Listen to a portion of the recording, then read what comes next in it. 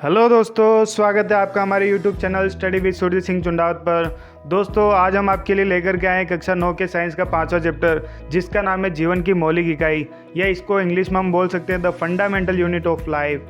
दोस्तों, यह chapter 9th class के विद्यार्थियों के लिए तो महत्वपूर्ण होता ही है, साथ में ये उन सभी विद्यार्थियों के लिए भी बहुत ज़्यादा महत्वपूर्ण होता है जो कि अलग अलग प्रतियोगी परीक्षाओं या कॉम्पिटिशन एग्जाम की तैयारी कर रहे होते हैं। यह चैप्टर प्रतियोगी परीक्षाओं में हमेशा 2-4 नंबर देकर ही जाता है। दोस्तों, इससे पहले हमने 6th चैप्टर, जिसका नाम उत्तक है या टिश्यू है, के बारे में चर्चा करी थी। अगर आपने वो दोनों भाग नहीं देखे हैं तो मैं लिंक डिस्क्रिप्शन में पिन कर देता हूँ, आप इन दोनों वीडियो को निश्चित रूप से देखें, क्योंकि 9 के चैप्टर ऐसे चैप्टर होते हैं जो कि मार्क्स गेन करवाने में या नंबर बढ़वाने में बहुत ज़्यादा हेल्प करते हैं, और साथ ही साथ ये हमारे बायोलॉजी के लिए नॉलेज बढ़वाने में भी बहुत ज़्यादा हेल्प करते हैं। तो दोस्तों, वीडियो अच्छा लगे तो वीडियो को लाइक करें, दोस्तों के साथ शेयर करें और चैनल को सब्सक्राइब करना बिल्कुल भी ना भूलें। तो दोस्तों, स्टार्ट करते हैं हम आज का वीडियो। दोस्तों, आज का वीडियो स्टार्ट करने से पहले मैं आपको मिलवाना चाहता हूँ हमारे एक महाशय से, जिनका नाम था हमारे रॉबर्ट हुक भैया। इन्होंने 1665 ईस्वी में एक कारनामा किया था, और उन्होंने एक सूक्ष्मदर्शी बनाया था अपना जुगाड़ से।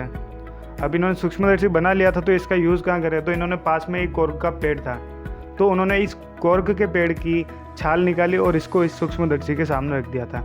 जब इन्होंने इस सूक्ष्मदर्शी में देखा कि ये कॉर्क कैसा दिख रहा है, तो उन्होंने देखा कि उन्होंने डायग्राम बनाना स्टार्ट कर दिया था। डायग्राम कैसा बना था, डायग्राम ये सामने आपकी स्क्रीन पे दिख रहा होगा, ऐसा कुछ उन्होंने डायग्राम बनाया, और ये सेम टू सेम किसके जैसा लग रहा है, ये हमारे मधुमक्खी के छत्ते के जैसा। तो इन्होंने एक थ्योरी दी। इस थ्योरी में उन्होंने समझाया कि जो हमारी कोशिका होती है, वो कोशिका किसके जैसी दिखती है, वो दिखती है हमारे मधुमक्खी के छत्ते की जैसी। इसमें छोटे छोटे सेल्स होते हैं, एक छोटे कमरे के जैसे। तो उन्होंने ये बताया कि ये जो हमारी कोशिका होती है, वो हमारी मधुमक्खी के छत्ते के जैसी दिखाई देती है। उसके बाद में एक और कारनामा किया हमारे ल्यूवेनहॉक ने, जिन्होंने 1674 ईस्वी में एक तालाब में कूद गए। तालाब में कूदे तो उनको पता चला कि जीवित कोशिका नाम से भी कुछ चीज़ होती है, तो उन्होंने जीवित कोशिका की खोज 1674 ईस्वी में करी थी। तो अब ऐसा तो है नहीं कि केवल कोशिका एक छोटा कमरे जैसी, जो कमरा बोल सकते हैं, या मधुमक्खी के छत्ते की जैसी, तो ऐसा तो है नहीं कि उसके जैसी होगी। इसके अंदर भी कुछ पार्ट्स होंगे जो काम कर रहे होंगे। तो रियल में उसके बाद में रिसर्च होने लगी कि एक्चुअल में कोशिका होती क्या, इसके अंदर क्या क्या होता है। तो उसके बाद में बहुत सारी थ्योरी निकल गई। तो बहुत सारी थ्योरी निकल गई, उसी में से कुछ परिभाषाएं भी निकल गई।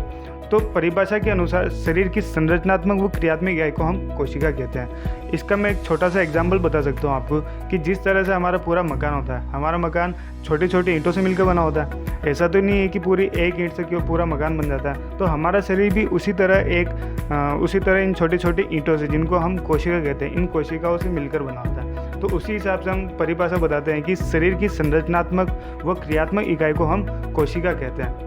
तो प्रत्येक जीव का जीवन एक कोशिका से ही आरंभ होता है। कोई भी जीव हो, चाहे पादप हो या जंतु हो, कुछ भी हो, ये किससे प्रारंभ होता है, ये हमेशा किसी न किसी एक कोशिका से ही प्रारंभ होता है। हमारे शरीर के अंदर भी अनेक प्रकार की कोशिकाएं पाई जाती हैं, जिनको अलग अलग श्रम विभाजन होता है, यानी उनका अलग अलग कार्य निश्चित होता है कि ये कार्य ये करेगी। जैसे रक्त कोशिका होती है हमारी, रक्त कोशिका का काम होता है कि हमारे अंदर जितने भी हार्मोन्स होते हैं, हमारे अंदर लिक्विड वगैरह होता है, तो वो, और साथ साथ में WBC, RBC और प्लेटलेट्स वगैरह, हीमोग्लोबिन वगैरह, तो इनका सबका बॉडी में ट्रेवल कराने का काम हमारा रक्त कोशिकाओं का होता है। उसके बाद में हम आते हैं मांसपेशी कोशिकाओं की, तो ये हमारी बॉडी में मूवमेंट के लिए जिम्मेदार होती है। उसके बाद में आते हैं हम अंडाणु कोशिका, शुक्राणु कोशिकाओं की, यह हमारे अंदर रिप्रोडक्शन का काम करवाती है, और उसके बाद में यह एक नए जीव को उत्पन्न कराने का काम करती है। उसके बाद में हम आते हैं अस्थि कोशिका हमारी हड्डियाँ बनवाती है। उसके बाद में तंत्रिका कोशिका पर आते हैं, तो ये हमारे ब्रेन तक सिग्नल पहुंचाने का काम हमारी तंत्रिका कोशिकाएं करती है। अब मैं यदि आपसे एक क्वेश्चन करूं कि क्या एक ईंट के सहारे पूरा मकान का कंस्ट्रक्शन हो सकता है क्या, तो ऐसा तो पॉसिबल है नहीं। लेकिन अगर मैं ऐसा पूछूं कि एक कोशिका के जरिए पूरा जीवन संभव हो सकता है क्या, तो ये तो थोड़ा डाउटफुल लगेगा आपको, लेकिन ऐसा होता है। ऐसा किस में होगा, ये होगा हमारे एक कोशिकीय जीवों में। यानी ये एक कोशिका के सहारे जीव अपने जीवन को चलाता रहे, तो उसे हम एक कोशिकीय जीव कहते हैं, या उसे यूनिसेल्युलर ऑर्गेनिज्म कहते हैं। जैसे हमारा अमीबा हो गया, क्लेमिडोमोनास हो गया, पैरामीशियम हो गया, हमारे जितने भी बैक्टीरियाज होते हैं, ये सारे हमारे एक कोशिकीय जीवों के उदाहरण होते हैं। ये तो हो गए हमारे एक कोशिकीय जीवों के उदाहरण। लेकिन अब हम आते हैं अपने खुद के ऊपर। तो हम कैसा, सॉरी, ये आपका फ़ोटो आ चुका है अब। तो ये जो आपकी स्माइल आई है, तो ये स्माइल आई कहाँ से, तो ये आए हमारी कोशिका विभाजन से। तो अधिकांश जीवों में क्या होता है, हमारे अंदर कोशिका विभाजन होता है। हम जितनी भी बड़ी बड़ी चीज़ देखते हैं जो कि सजीव है, लिविंग ऑर्गेनिज्म है, तो उसमें क्या होता है, कोशिकाओं का विभाजन होता रहता है। तो उसी वजह से वो क्या बन जाते हैं, बहुकोशिकीय बन जाते हैं। कोई भी स्ट्रक्चर होता है ना, वो स्ट्रक्चर जो हमारी पादप कोशिका होती है, जंतु कोशिका, वो स्टार्ट किसी न किसी एक कोशिका से होती है। उसमें क्या होता है, कोशिका विभाजन होता जाता है और उसमें बहुत सारी कोशिकाएं जुड़ती जाती है। उससे क्या होता है, उससे हमारा किसी न किसी पादप का या फंजाई का या जंतु का निर्माण होता है। तो अधिकांश जीवों में ये कोशिका विभाजन करती रहती है और अंत में क्या मिल जाता है, हमको बहुकोशिकीय जीव मिल जाता है। जैसे हमारे पादप हो गए, फंजाई हो गई, जंतु हो गई। सेकेंड डायग्राम में आप ये देख रहे होंगे कि ये हमारा देसी भाषा में बोलते हैं सांप की छतरी। दोस्तों ये सांप की छतरी देसी भाषा में बोला जाता है, लेकिन ये रियल में क्या होती है, फंजाई होती है। और थर्ड में डायग्राम में हम देख रहे होंगे पेड़ पौधे सारे ये किसके, बहुकोशिकीय जीवों के उदाहरण होता है। अब हम बात करते हैं कि कोशिका किससे बनी होती है। तो कोशिका हमारे मुख्यतः 3 भागों से मिलकर बनी होती है। पहली तो होती है हमारी प्लाज्मा झिल्ली, दूसरा होगा हमारा केंद्रक और तीसरा होगा हमारा कोशिका द्रव्य। प्लाज्मा झिल्ली को हम इंग्लिश में बोलते हैं प्लाज्मा मेम्ब्रेन, केंद्रक को बोला जाता है न्यूक्लियस और कोशिका द्रव्य को बोला जाता है साइटोप्लाज्म। तो दोस्तों ये प्लाज्मा झिल्ली और केंद्रक, प्लाज्मा झिल्ली तो हमारी पाई जाती है कोई भी कोशिका में सबसे बाहर, और केंद्रक पाया जाता है हमारे सेंट्रल पार्ट में।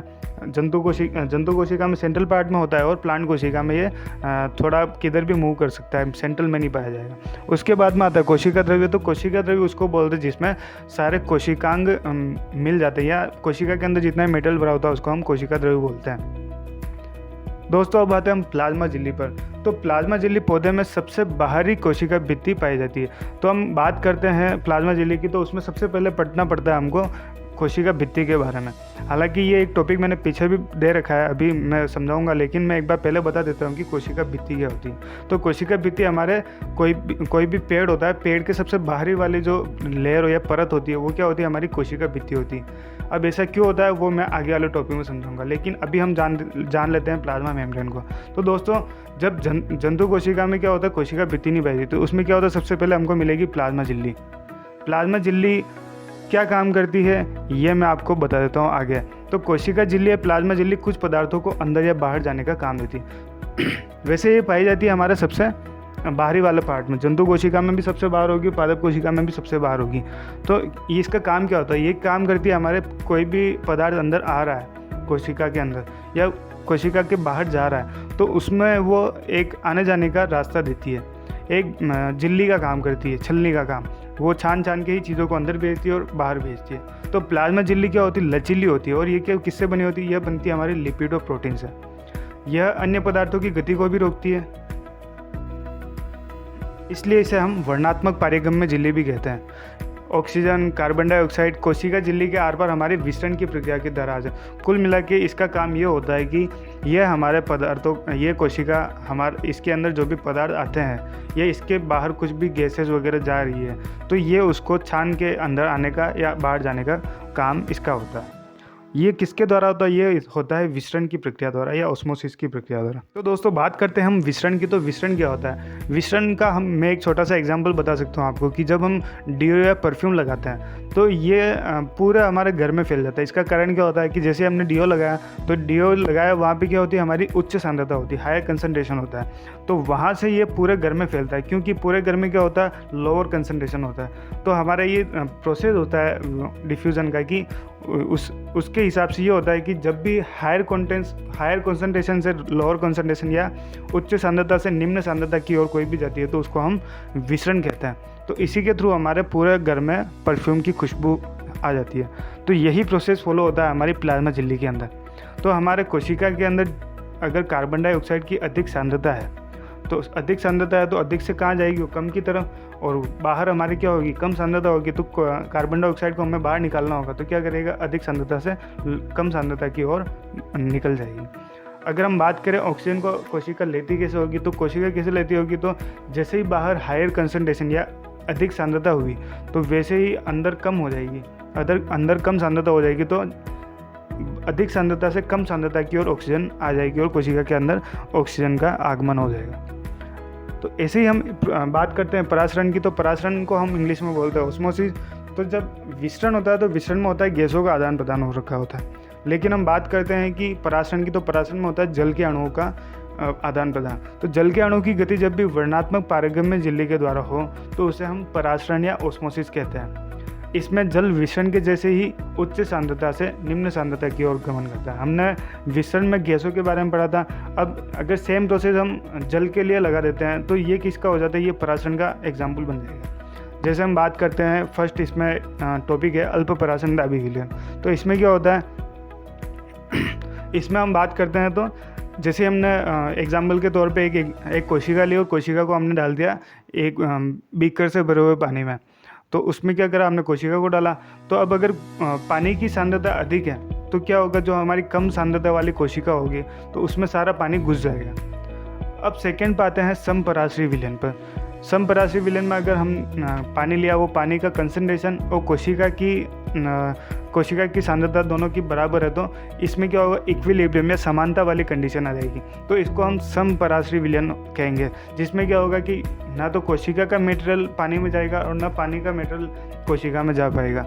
उसी तरह हम बात कर रहे हैं थर्ड वाले पॉइंट की, जिसका नाम है हमारा अति परासरण दाबी विलयन। तो इसमें क्या होता है, इसमें होता है कि हमारी जो पानी होती उस पानी की कंसंट्रेशन कम होता है और हमारी कोशिका की सांद्रता अधिक होती है। तो उसकी वजह से जो हमारा कोशिका वाला जो मटेरियल होता है वो किस में चला जाता है, हमारा पानी में, क्योंकि पानी की क्या है, कम सांद्रता। और हमारा रूल भी यही है कि जो हमारी अधिक सांद्रता वाला जल होगा वो कहाँ चला जाएगा, वो चला जाएगा कम सांद्रता में। और ये सब किसकी वजह से हो रही है, बीच में हमारी उपस्थित है वर्णात्मक पारगम्य झिल्ली के साथ। उम्मीद है दोस्तों समझ में आ रहा होगा आपको। तो अब हम बात करते हैं अमीबा के भोजन के ऊपर। तो अमीबा भोजन कैसे करता होगा, क्योंकि ये तो एक कोशिकीय जीव है और ये तो डाउटफुल भी है कि एक कोशिका है तो ये अपशिष्टों का उत्सर्जन कैसे करता होगा या भोजन की प्रणाली कैसे होगी, क्योंकि इसके हाथ या मुंह पैर कुछ ऐसे तो होते ही है ही नहीं।